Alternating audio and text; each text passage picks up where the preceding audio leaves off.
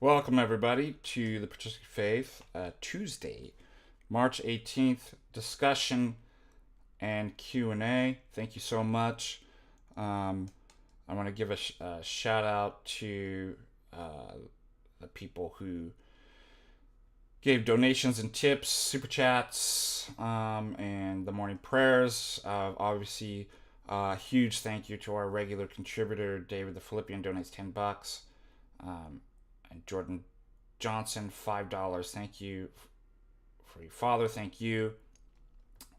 And who else did I miss? There was somebody else I thought. Handmaid Leia, $10. Thank you so much. All right.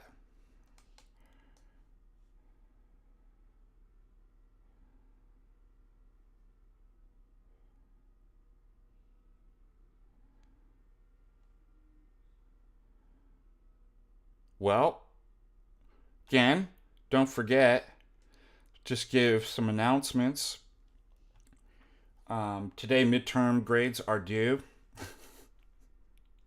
Not for you guys, for my students. So those are submitted. Pray for my students.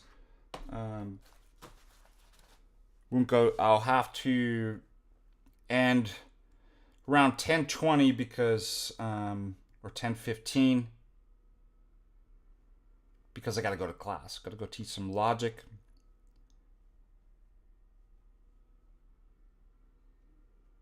So let's do announcements.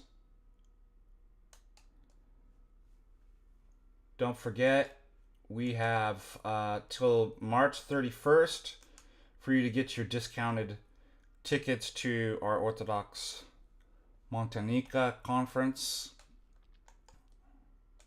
And don't forget as well that the first 100 people registered get the free MontaNIKA swag bag. So you don't want to miss out on that. Here is a link if you haven't purchased your tickets.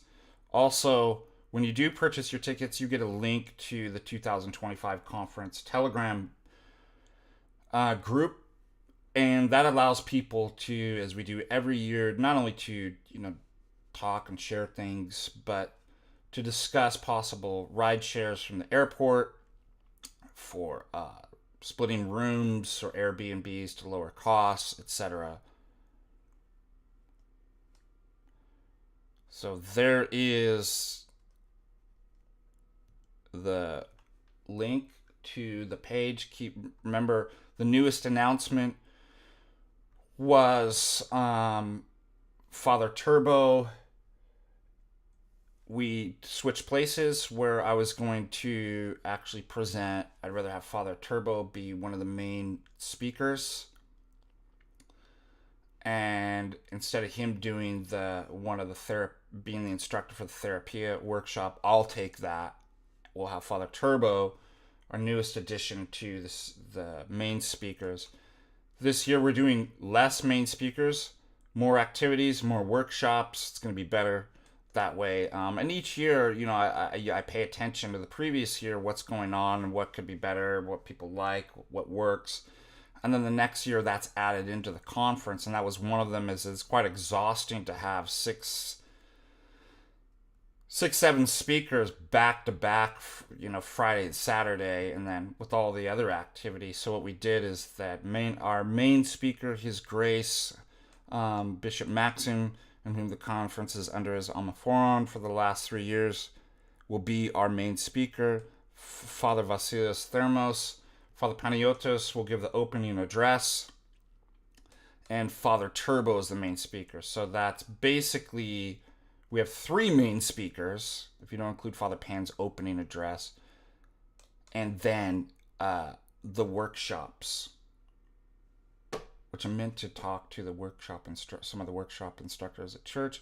I make a list going down to church every Sunday of things that I have to talk to the parishioners about, and volunteers and workers and stuff. And of course, it's like a grocery list. It's inevitably I always miss something, and it's on the list. It's like, if I just let us attend and be more attentive.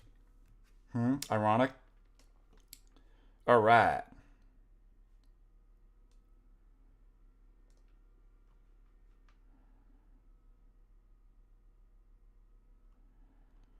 That's fine. Handmade like I don't couldn't get the Streamlabs to work.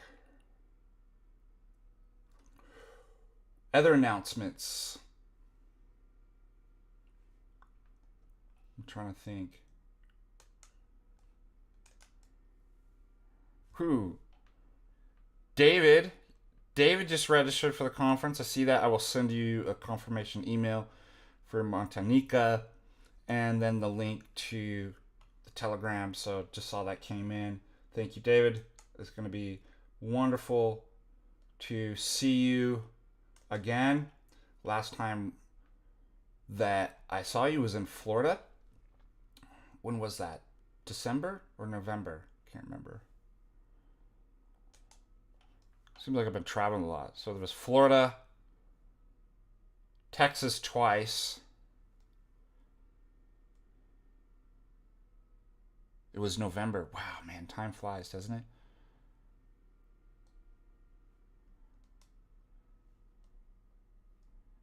It was Friday after the election, which I was actually a bit cautious about what it would be like if things. It was actually the state of the United States was surprisingly calm the day after the election, which made flying okay. All right, what else do we have going on? Okay, shall we do Facebook, Twitter review for news in the world and do an Orthodox analysis?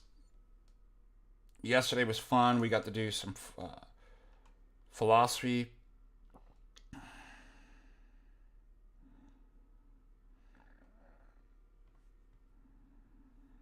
All right, let's see what's going on.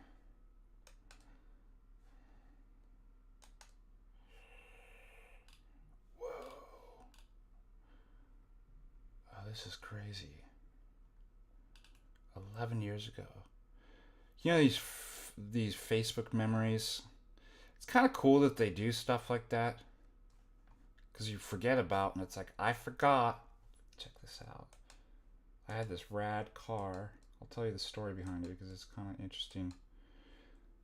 My memory 11 years ago. Check out.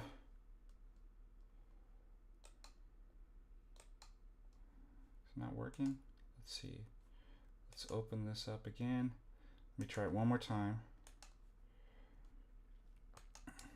11 years ago, this was my Mini Cooper S supercharged. What happened to this car, interesting story, there was a gentleman that, probably Long Beach or something, that I went to go pick him up. I just got my car oil change, and although it would be really difficult to prove it, and so I couldn't really do anything about it. They didn't put the bolt back in, and so the oil leaked out. And as I was driving this gentleman to Vespers one night, my engine blew up right on the 405 between Long Beach and Seal Beach. And then there was a gentleman, retired elderly Romanian gentleman at my parish that was awesome and basically said, hey, let's take the summer, we'll rebuild your engine. He did it for free. I just paid for the parts. So I had a blast working with him, Nikolai, and I souped it. I was like, well, I'm obviously going to soup it up and make it even faster. This was such a fun car to drive. Super light, super fast, super low center to the ground. And we spent the whole summer rebuilding the engine, souping it up. And then one of the hardest things was to get the engine out, you have to undo the brake, the brake system. And for some reason, it was just really hard to get the brakes back working.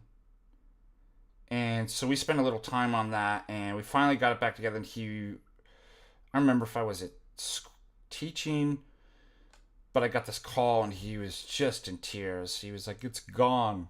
I'm like, "What are you talking about?" He's like, "Your car." I'm like, "What?" He was like, "I was testing the brakes out, and the car caught on fire, and he's like, I'm sitting here, and the fire trucks are here, and they put the fire out, and it's done." What happened, nothing to do with us. There was an electrical short.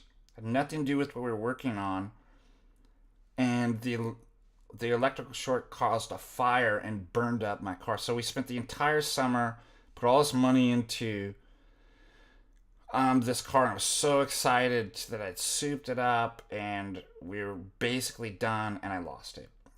And it was just a good lesson to me that these are just things that I shouldn't get so attached to that. So it's interesting that they put up a memory of that. All right, I wanted to see. Hope everybody had a nice St. Patrick's Day yesterday.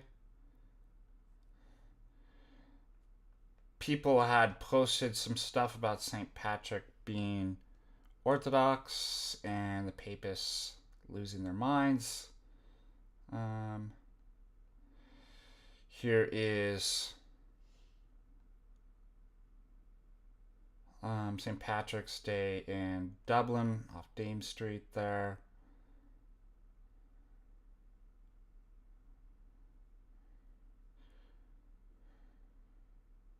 So it must be the anniversary of the passing of Father Thomas Hopko, memory eternal. Okay, let's see. Butte, Montana is one of the largest Irish communities. I think Chicago, Boston, and Butte. So obviously, I didn't go down there yesterday. We had some appointments here. But obviously, it's a huge deal in Butte because of the Irish history and population. I guess California's having earthquakes.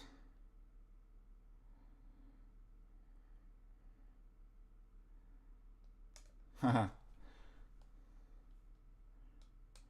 there's something I'm looking for. Okay, I'll type it in.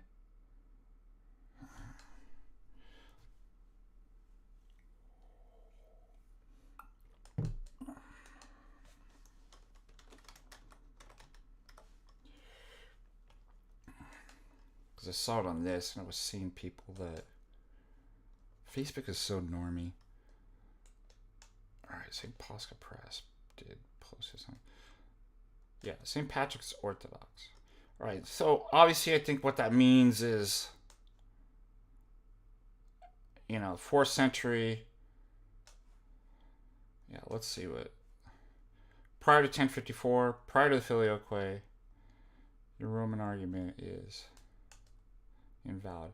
But let's look at all the normie. Look at this guy. Who is this? Well, he has virtue signaling flag there, so you already know where this is going to go. Orthodox and Catholic. First of all, Orthodox is Catholic. It's not Roman Catholic. So why do the papists get a monopoly on the term Catholic? So that's the first problem here. Orthodox and Catholic, both, by all measures, both sides could use for the time. Okay. Yeah, I guess that's right.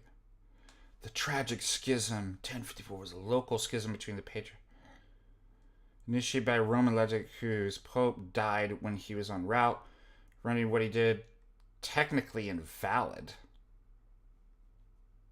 That's not true. So this guy's obviously going to be an ecumenist. Okay.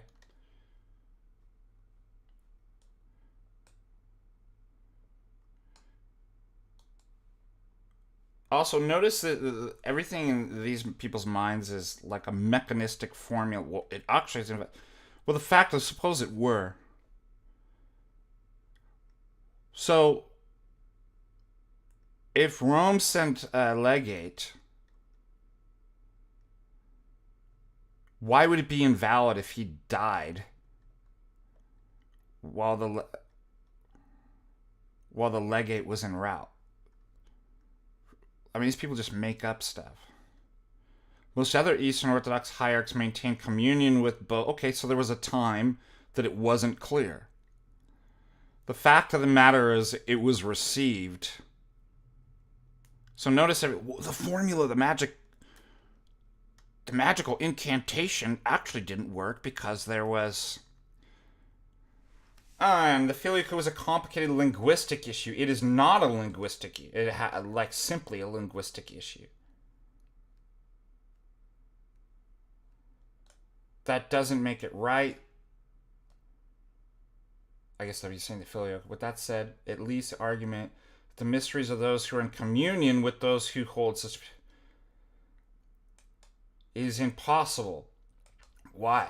Told because it would render all Orthodox sacraments today invalid. Why would that be the case?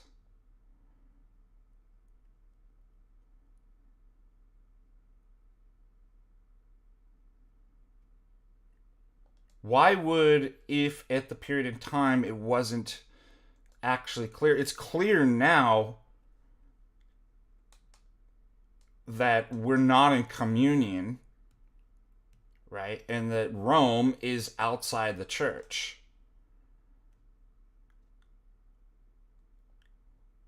So if you're a uniate, I guess what he's saying, yes, your sacraments are invalid. Like, this doesn't even follow.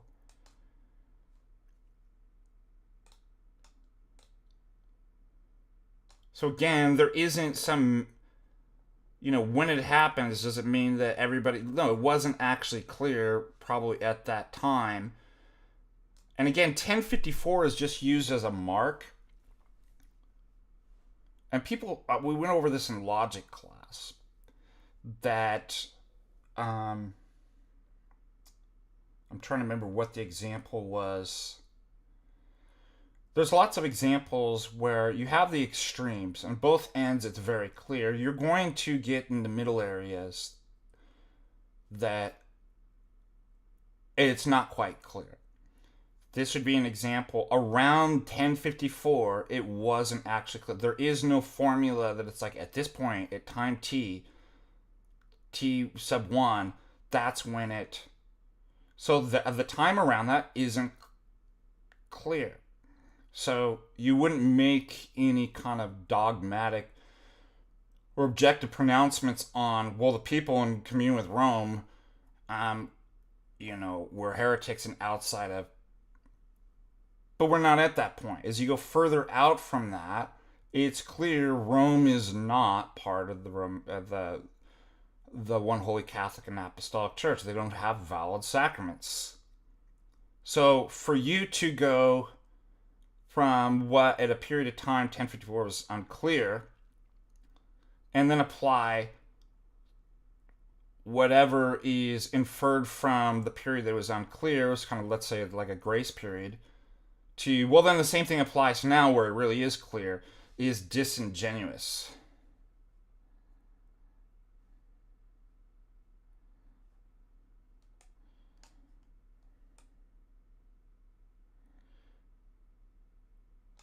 Well, this guy, Dante Duran.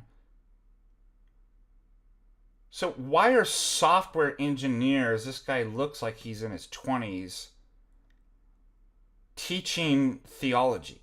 Do you know you're not allowed to do that? Although the Theological need not be united, it is heterodox. Okay, so this guy is just a heretic. And what does he do? He quotes two heretics, Tertullian and Origen. By the way, I mean, he quotes others too. Total Protestant cherry pick. It doesn't matter what individual fathers say. That's not what determines doctrine. We'll just add up. I just pick two heretics, add 1, 2, 3, 4, 5, 6, 7, 8, 9, 10, 11, 12, 13. And then that makes my position. And this guy's going to, I don't even have to go through it. He's obviously too ignorant. He's going to confuse eternal manifestation, eternal procession, with economic.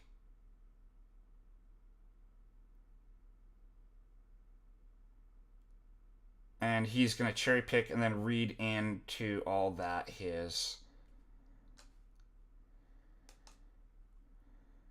This is why you don't let laity teach theology. And we don't even know if this guy... Yeah, exactly. Nice try. Is even Orthodox. Yeah. Oh, then cope. You're not in a position to make any of these statements. Just say you never studied Latin, because otherwise you'd realize...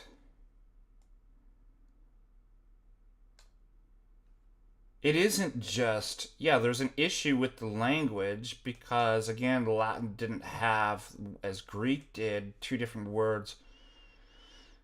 Latin has just procedere, to which the Greek was able to use different types of processions. So you're just showing your ignorance. Yeah.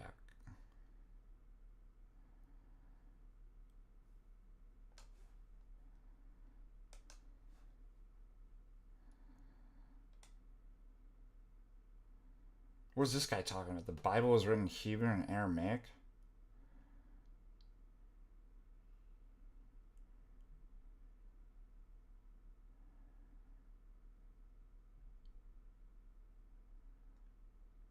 Oh, okay, I see what you're saying.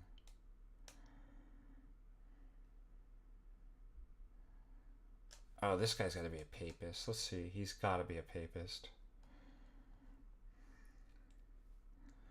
Let's have a papist heretic.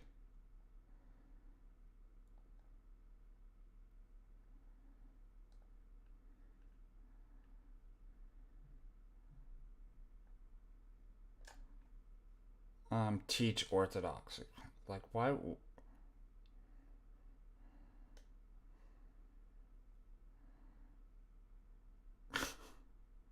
That's everything I need to... Yeah, look, I don't even know what this guy is. I mean, what is going on with... Maybe he's a... We said something about...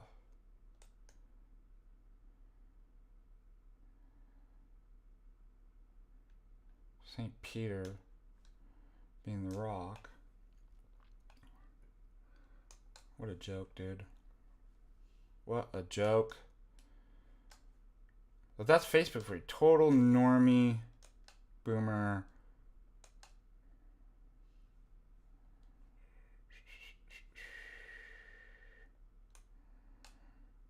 And then this guy's always got to chime in.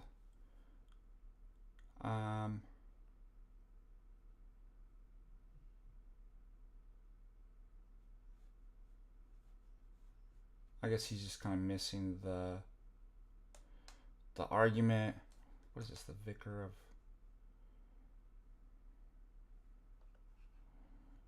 What is this even? The Catholic Encyclopedia. Why were you quoting the Catholic Encyclopedia to us?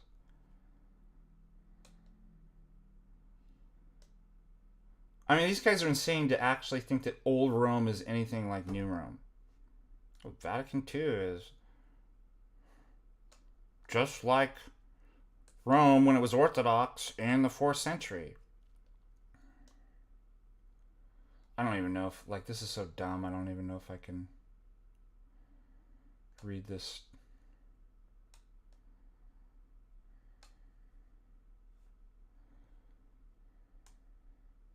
But all the papal apologists who are not allowed to do apologet. Like, you can't be laity without, look, what's the same thing without a blessing too. They're going to tell you about all this stuff.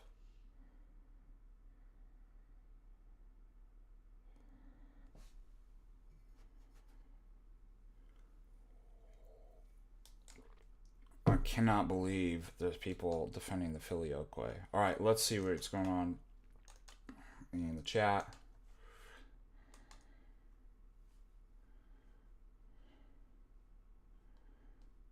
Wow, there's a lot of stuff I missed.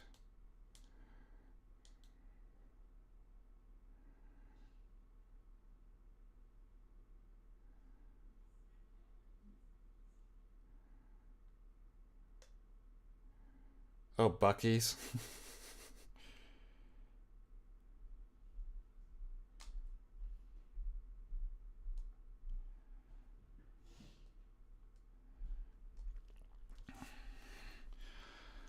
I don't know. You'll have to look what jurisdictions.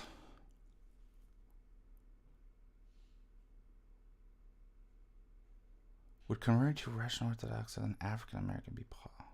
Are you kidding me? There's got to be a.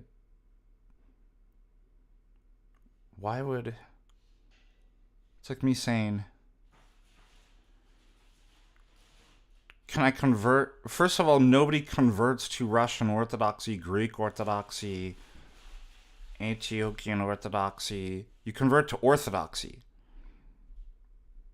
I don't know why that's so hard. We had to go over jurisdictionalism last stream.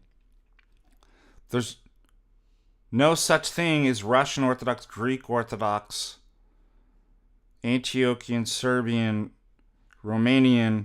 There's just Orthodoxy. And then there's different jurisdictions as far as administrative. So, no, you are not converting or being baptized in the Russian Orthodox Church. That's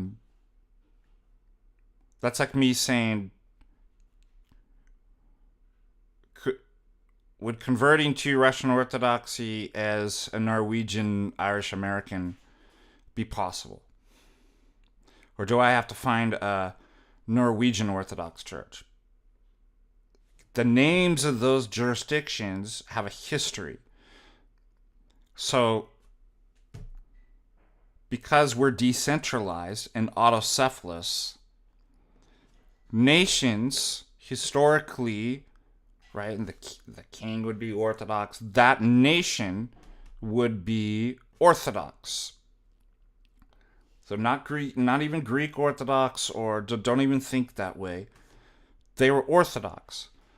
But each locale had a bishop of a city, and as things were larger, you would have a metropolia, right? You have an archbishop over, and it's always localism. There's not a top-down papal one to rule all. It's the bishop who's of that area and knows that area is best to lead that church. Now, if you live in a certain nation or culture back in the day, obviously you speak that language. You have certain customs and foods and ways of singing the same songs and the same modes and tones that everybody else does, but with your particular ethnic, cultural, historical flavors. So what do you call a particular area? Will you name it after, obviously, the nation or the ethnicity of, okay, that's the Greek Orthodox, right? Why? Because it's Orthodoxy in Greece. Call Russian Orthodox because that's Orthodoxy in Russia. Romanian because it's in Romania. But it's the same faith. There isn't, well, I can't go to the Romanian church if I'm in Romania because I'm a Norwegian American. That's insane. It isn't an ethnic club. That's, a legitimate sense of a real meaning of phyllotism. Orthodoxy is not an ethnic club. You can't enter in here unless you have this much DNA. Like, so I don't know who's giving you that line, but probably the same one that told Adam and Eve they were naked. Who told you were naked? Who told you you have to be of the ethnicity too? Now, what gets a bit more complicated is, obviously, the Orthodox Church in Romania is called the Romanian Orthodox Church. It's named after the area that it's in. When it came to the United States, the Russians came in through Alaska, so it was the first, and we have really early also Greek coming in too, as we see the oldest church is the shrine in St. Augustine, Florida, really old. So the Greeks come in, so you have different, right? Because when the people were immigrating into America, they brought what? They brought their faith. They brought their priest. Because there was no jurisdiction in the United States, there was no American Orthodoxy, you had different jurisdictions hailing back from the motherland, from the old lands. And most of these people didn't speak English very well, and so they did the services in. And so they still retained their history and culture in the individual parishes and jurisdictions that are in the United States. That doesn't mean that if you're Serbian, you can't go to the Romanian, and if you're an American, you can't go to. That's not how it works. So get that. Get out of jurisdictionalism. There's just orthodoxy. And you as ladies specifically don't have to worry about jurisdictions because you're free. You're not baptized into a jurisdiction. You're baptized into Christ, the one holy Catholic and Apostolic Church. And it's universal. You're free to go into any parish. You don't have to get a release. You're not bound to a bishop like we clergy are. Does that make sense?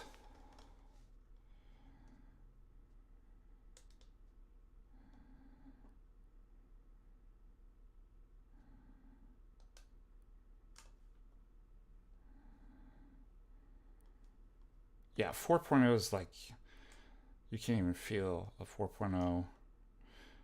I saw they were on the news the other day. It was mentioning an earthquake in Montana. It was like 1.8. I'm like, you can't report. It's so silly.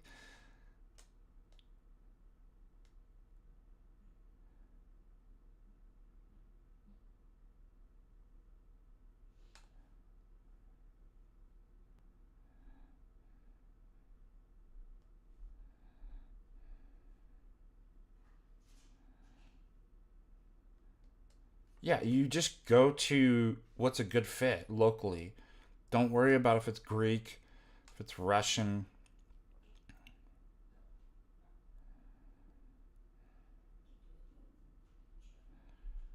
I would say that once you get baptized,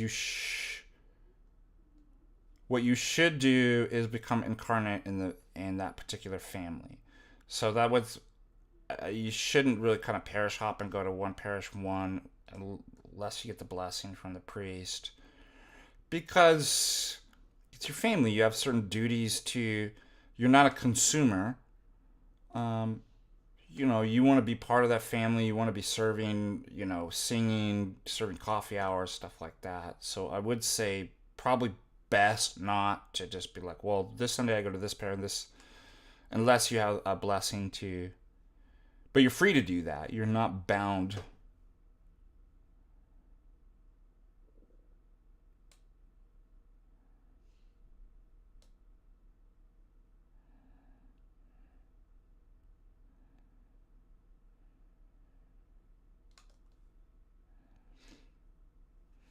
Don't you need a crutch?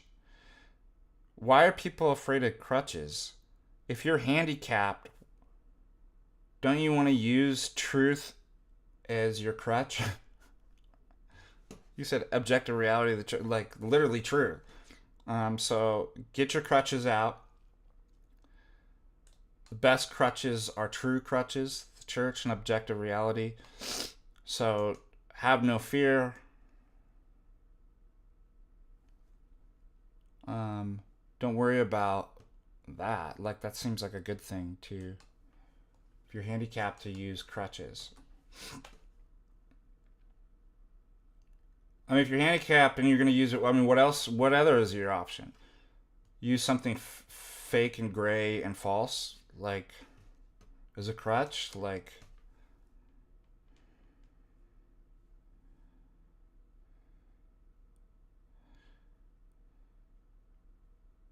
There is a book.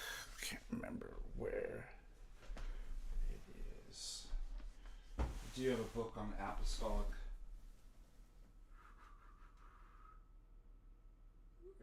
Where?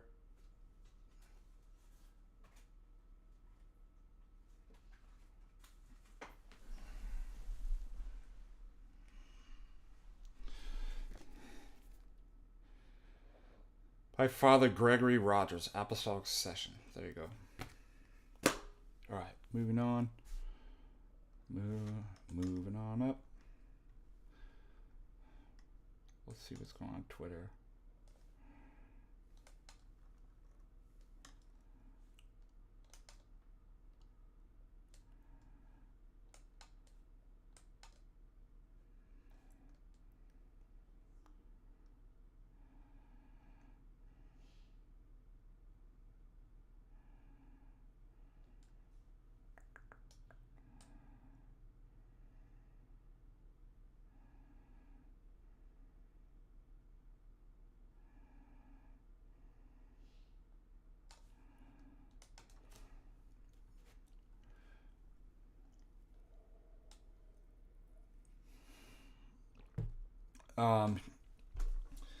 Here's apostate prophet as he becomes a catechumen. Here's a cool picture.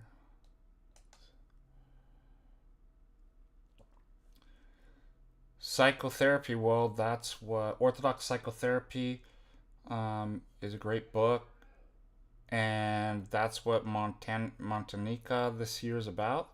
Therapia. So come on up. All right, let's see.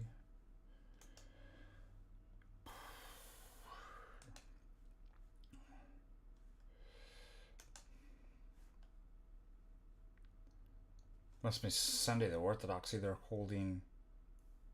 Oh, yeah, March 9th was.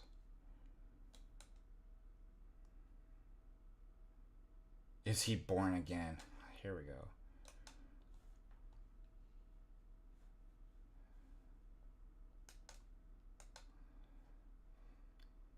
Father Joseph. I love Father Joseph. Why can't I see what the response? I hate when you see that where it's like a response but you can't read. Man, Protestards.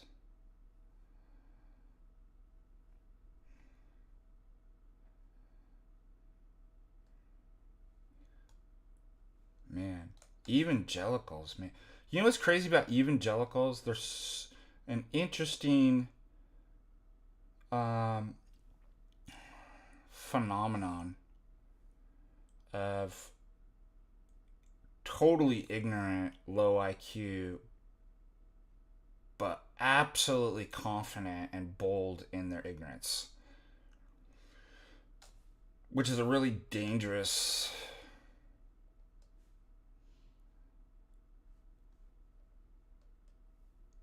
combination, isn't it?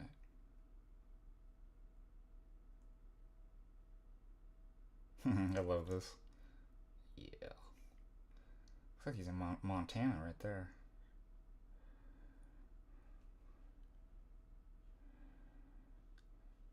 Let's see if we got any more evangelitards.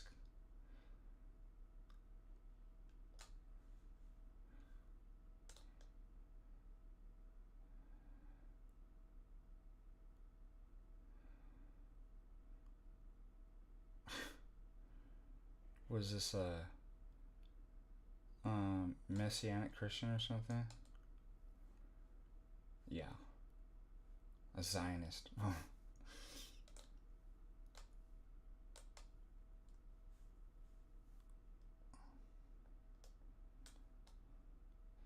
They're pretty cringe too, aren't they?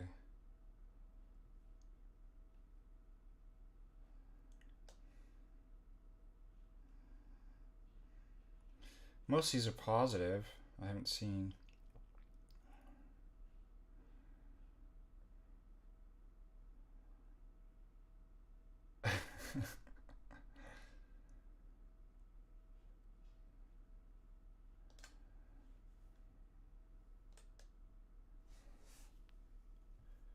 What do you mean, what?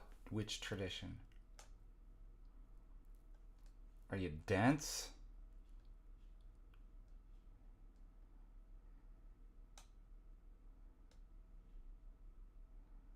Orthodoxy.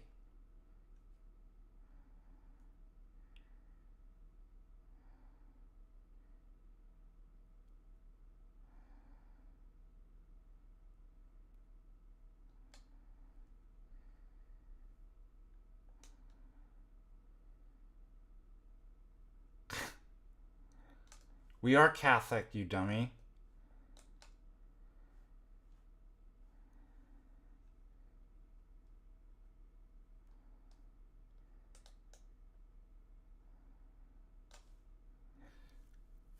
Alright, how much you want to bet? I'm going to click on this, and it's going to be the Diamond Brothers.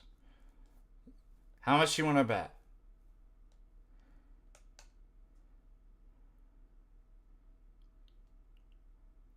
Here we go. What is it going to...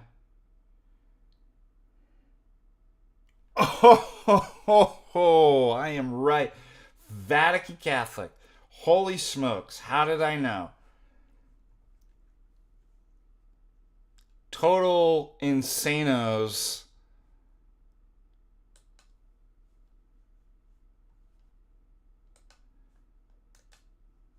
Well, there it is, ladies and gentlemen.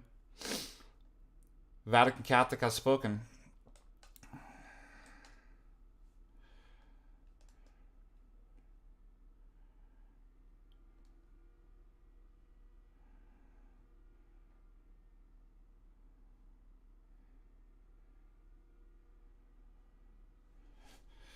Jordan asks, so is it okay to use the church? Yeah, what do you think the church is there for? How can I discern if I'm seeking to love Christ or just make my life more understandable? Well, I don't see what the problem is.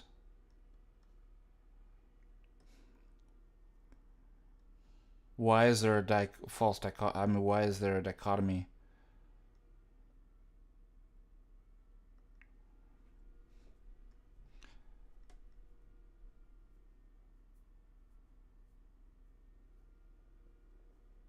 First of all, love is something that develops and is worked on. Number two, Orthodoxy is true, right? There is no... I mean, think about it. There is nowhere else to go. It is the truth. So you don't have to worry about, well, what if I'm... It's true, correct? So, yeah, it would make your life more understandable. And then you grow as you develop your relationship with Christ and the saints to love Christ.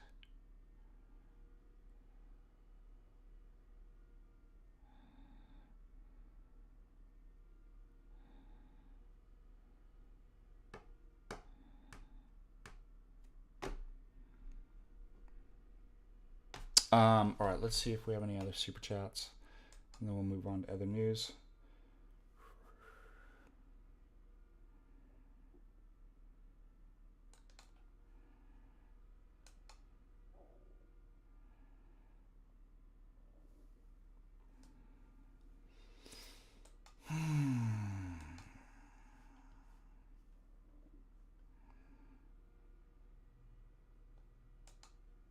Scourge of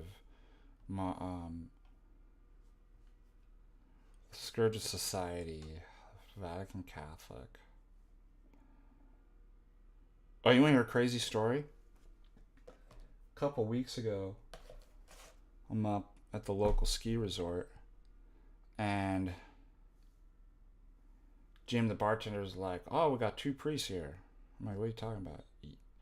You and there's another guy up here that came, because I was asking him, like, "Well, what's going on? Why is it so crowded up here?" Well, it was a huge homeschool group that came up, and they came up with a priest. I'm like, that's odd. Um, he's like, "Yeah, he's out on the deck. I think he was out drinking a beer or something." And I look, and I could see the filioque collar. I'm like, okay, he's a papist. Um, but he wasn't dressed like a papist. He had the long, kind of almost like the Orthodox cassock, and he had a Lefebvre kind of hat. And I'm like, I know exactly. This guy's got to be an SXPX sedevacantist. And so I'm like, I obviously got to talk to this guy. So I do, and I introduce myself, and it turns out he's a sedevacantist. And we start talking theology. I wasn't going to debate him on, kind of kept it general. So he says, so he comes out to Montana because I guess there's a Sede family up here, a couple Sede families in Helena, which I didn't know, that are part of this homeschool group. And he serves mass for them like once a month or whatever, because obviously sedevacantists won't go to the Novus Ordo, or they're in schism with Rome. Anyways, so he was like, "Have you ever heard of the Diamond Brothers and Vatican Catholic?" And I was like, "Yes." I said, like, people try to get me to debate those idiots all the time, and he was like, "They are idiots. They're totally insane." So here you had an actual sedevacantist saying how insane the Diamond Brothers. He was like, they're totally unhinged, mentally ill, and he just went off on them. And I was dying. I actually had to text Jay. I'm like, "You'll never guess this guy. I'm talking to you right now. What are you saying about the Diamond Brothers?" Anyways, I thought you guys would get a kick out of that.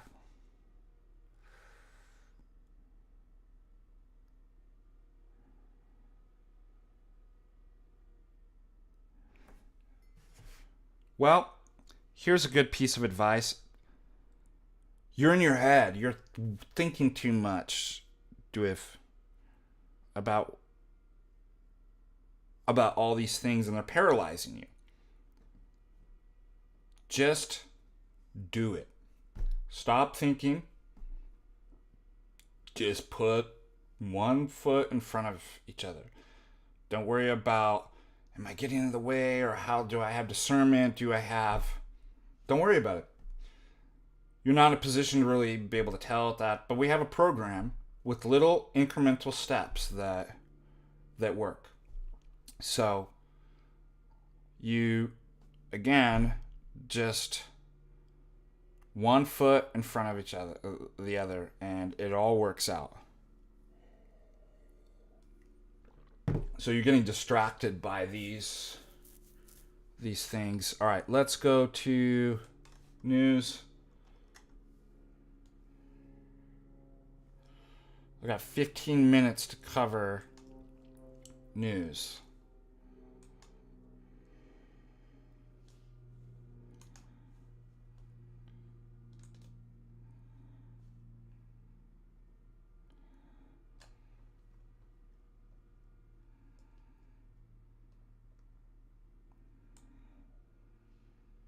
Yeah, pray for Romania. I can't believe that there's not more talk about what's going on in Romania right now. If you don't care about what's happening in Romania right now, you don't care about democracy. Yeah, they're obviously have suspended any semblance of democracy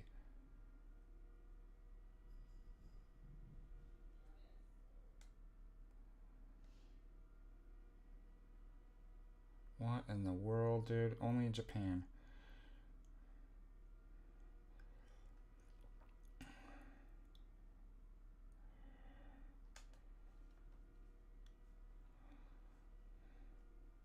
Parente Cyprian Negrianu. Yeah.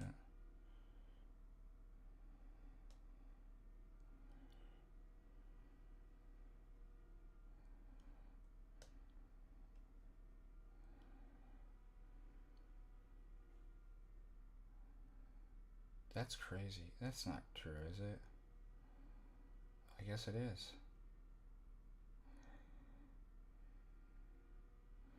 Oh, this is crazy. This new documentary coming out. This guy's supposedly studied Jim Morrison for 39 years, and of course there's the whole suspicious death of Jim Morrison in Paris in 1971, and he's immediately buried without any autopsy, and so all the conspiracy theories come up. But then this guy has been studying, finds there's some dude that's like a janitor in his 80s in New York, I think. That this guy thinks a maintenance worker from Syracuse is actually Jim Morrison. And it actually got it. That's crazy. I don't know. Well, I mean, it's hard to tell the difference between somebody 27, a picture of somebody 27 in their 80s, 81 years old. But the nose does look different, doesn't it? But then again, it doesn't. So maybe it's the angle. Can't they use AI to figure this stuff out?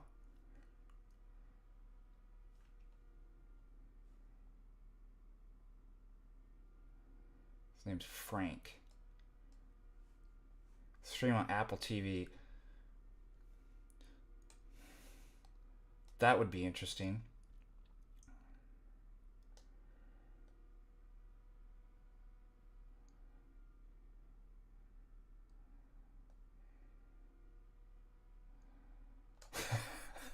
I remember.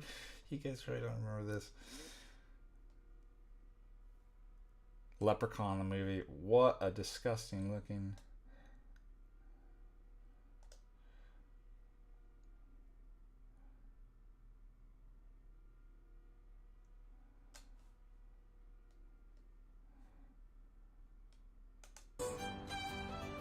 The fine folks of Missoula are so lucky to have these charming establishments. Come with me, let's check them out. Get the gang together and come to the Union Club for a delicious pint and some sweet potato tots. Try your luck and see if you can win a big pot in the shake-a-day. I can't get this thing to Now, stop. before you hop in the four... Smokes, man. Come on.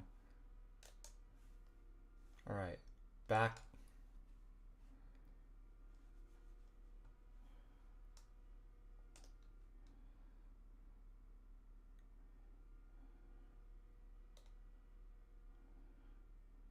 Fauci.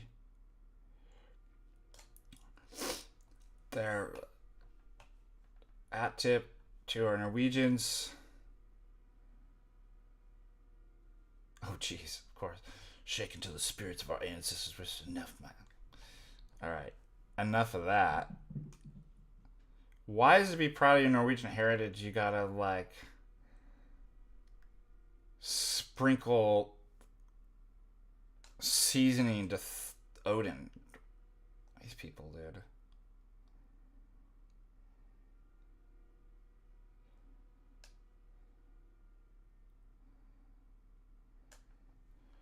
Alright, let's... Yeah, poor Ireland, man. I mean... There's not much left of Ireland, is there? To think about how hard they fought for their independence. And to lose it all, and, you know, just about 100 years later. There's no Irish anymore. It's so sad. That fighting spirit of the Irish is gone. They totally have been pacified. And now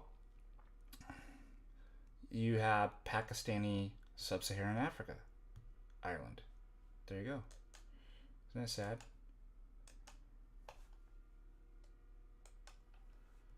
Stabbing and murdering little children, and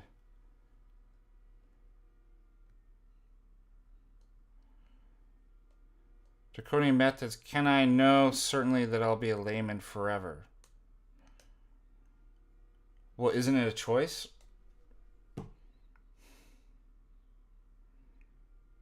Well, I can tell you certain conditions in which you could.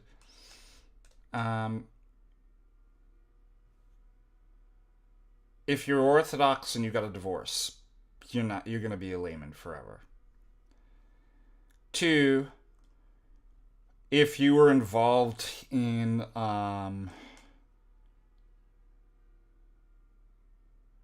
let's say like very, very bad kind of, like, let's say you're in the mob or something like that. You're a hitman or prostitution rings, or so that was your past life.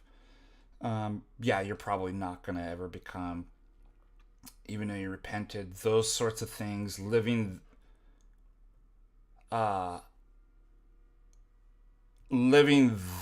type of lifestyle to that extent would is a huge major impediment. If you are maimed, if you're missing an arm, leg, eyes, you'll be layman forever. I'm trying to think. If you're a woman, you will be a layman. If you're non-Orthodox, you're not going to become clergy. I'm trying to think of the things that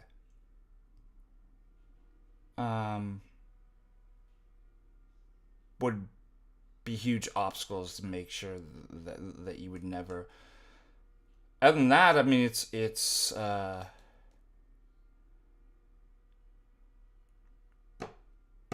it is your choice in a sense. I mean, it shouldn't. I mean, you choose, even though hopefully there's a calling, and your priest or spiritual father says, I think you'd be a good candidate, because I think there's dangers in one just having the ambition and deciding for themselves, I'm going to become clergy. But if you're called, it's your choice. If there's no impediments on, then it's up to you. Father John Whiteford, I think, made a list of like different things that would be impediments to the priesthood.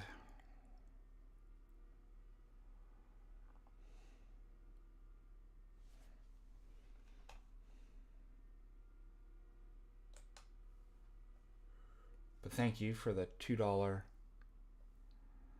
super chat. I will tell you, you have to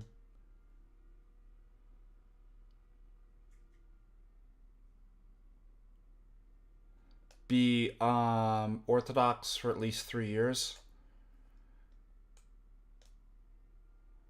I mean, there's always rare exceptions, but before you can even go to seminary, you have to, I mean that for the MDiv, you have to have, in almost every case, a bachelor's. You have to be 30.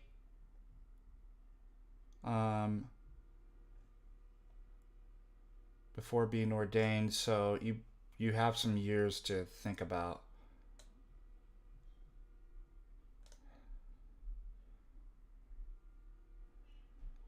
All right, let's see if you guys have other questions. Thank you so much, Duef, for the super chat.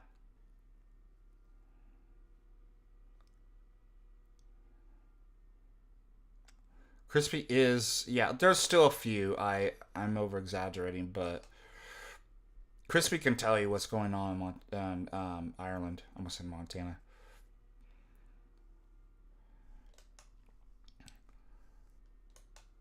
And maybe I should be honest about what the priesthood, what you're going to get into. It's not easy. Your life will totally change. You're isolated. You're alone. You have to take on the sins and all the issues and problems of laity, and you start to realize how crazy laity. And I'm just a deacon, and like I can't even imagine what being the priest of a parish would be. But I can see the toll it takes on. And furthermore, you know, if you have children, I have to be realistic with you that. So your wife and the burden that it puts on your wife too. They sign off on it.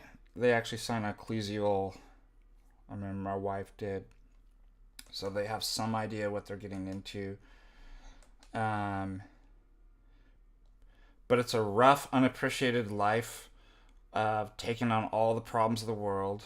You can't talk about your frustrations with anybody other than your fellow clergy. You will see things in terms of politics in the church that would make most people sick and want to leave, unfortunately. And then you'll see the burden on your wife and the toll it takes on. It's really a martyrdom. It's not a glorious. It's a calling, and it is a martyrdom. The worst part about it is that the children don't sign up for it. 70% of the children will leave the church, priest children.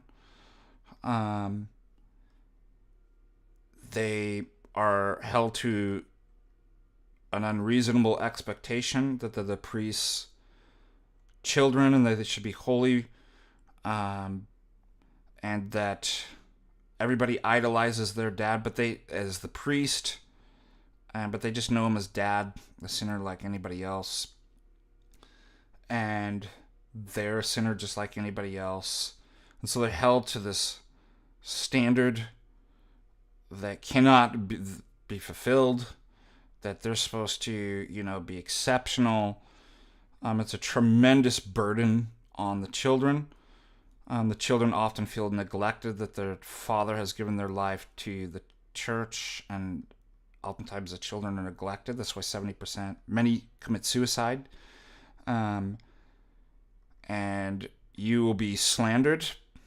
You will be mocked. You will go through every type of problem, issue. So that's what you have to look for. So if you think you'd like that, there's a place for that. You can just being real, and I think people should, priests themselves have psychological breakdowns, and we don't really have kind of a good program set in place for how to deal with priests going through depression and isolation. But if you think you've got it and that sounds like a great life for you, then you could become a priest with little pay, all slander, gossip, lies, 70% chance of your children apostatizing from the church. There you go. I'm being real with you. It's like I was talking with we need priests, but we need to know what people need to know what they're getting into. The same with like the PhD program. Nobody told me what the PhD program was going to be like. And I was talking with a master's student in philosophy that I'm tutoring in Athens, and he was talking about how difficult the master's program and was questioning whether he should go into a PhD program. I'm like, look, I'm going to tell you what nobody told me, because I wish somebody would have told me, is that it's extremely difficult. It's one of the most difficult things you could ever go through in your life. Now, you have the requisite intelligence, IQ, to do a program like that. That's not the question. That's a tiny part of it. The thing is, do you have the endurance, the fortitude, the motivation, and extreme discipline to be isolated anywhere from 6 to 14 years. I mean, people take 14 years to complete a PhD, where you don't talk to anybody, you don't watch TV, you don't read any other books, you have nobody looking out for you. Once you're done with your coursework, that's it. Like, you're on your own just researching, and love a topic so much that you could keep that motivation up and that discipline without anybody checking up. The psychological toll and isolation of a PhD, but that was the most difficult. That's why it's like over 78% of people never ever finish and complete their PhD in philosophy. Like, that's what you have to look forward to. It's extremely lonely and extremely depressing and extremely trying. And you also you may be extremely intelligent, but do you write at the level of a PhD? Can you get the funding? What happens if you run out of funding? What if something happens? And like, I'm going to be real with you. Nobody told me that. I had no idea how difficult a PhD program would be. It's one of the most, and I talk to people who are far more intelligent than me that complete a PhD program in philosophy, and they're like, absolutely, they had no idea. Like, it was extremely difficult. So there's nobody out there that's so intelligent, so disciplined, they're saying, like, yeah, it was easy. It was like one of the hardest things you ever could do. Nobody tells you about that. And I wish somebody did. Nobody tells, for the most part, deacons, don't. Maybe, you're just going to be a deacon. You don't necessarily go through, I'm in a unique situation, running Patristic Faith and having a public profile and being the only clergy and, my city that basically under the Almaforan, Bishop Maxim and Father Russell basically run the parish here, and then he comes and does liturgies. I'm in a very different situation. The amount of slander and hate and problems and issues and responsibilities. Most deacons would never ever experience that. So there was somebody who was asking about the diaconate and was worried just because they see how hard life is for me. And I'm like, you're not going to that's not going to be your situation. So maybe the diaconate's a good thing but the priesthood, I need to be real about what that's like. It is a martyrdom. It is extremely fulfilling, but it's not pleasurable. It's not, and there's a lot of problems that can arise, and we need good but you have to know what you're getting into. I mean, how many priests will say, like, I had no idea? A lot of priests would like, I never would have signed up if I knew this is what. So just like the PhD program, I want to be real and let you know what you're getting into. All right, I need to get ready to go teach logic. If there's any questions real quick, throw them in any super chats, and then depart.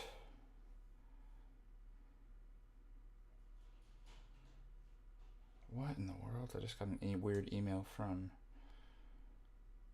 the college. Please take time to read the short PSA from the FBI regarding a mail scam that's going around using QR codes to scam people. Dang.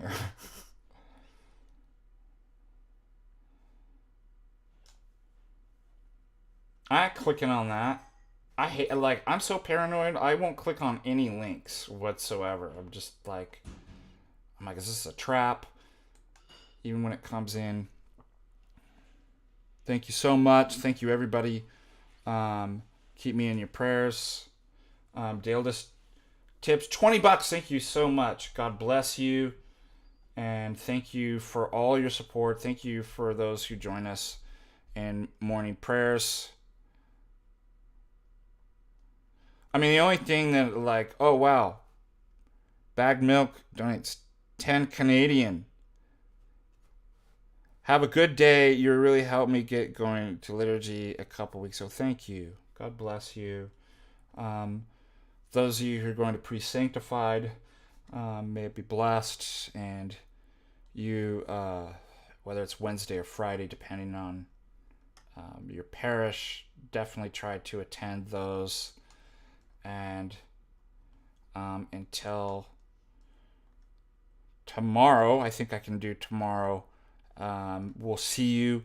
God bless you, keep you, and let His grace shine upon you and preserve you and give you good strength this Lent. Until next time, God bless.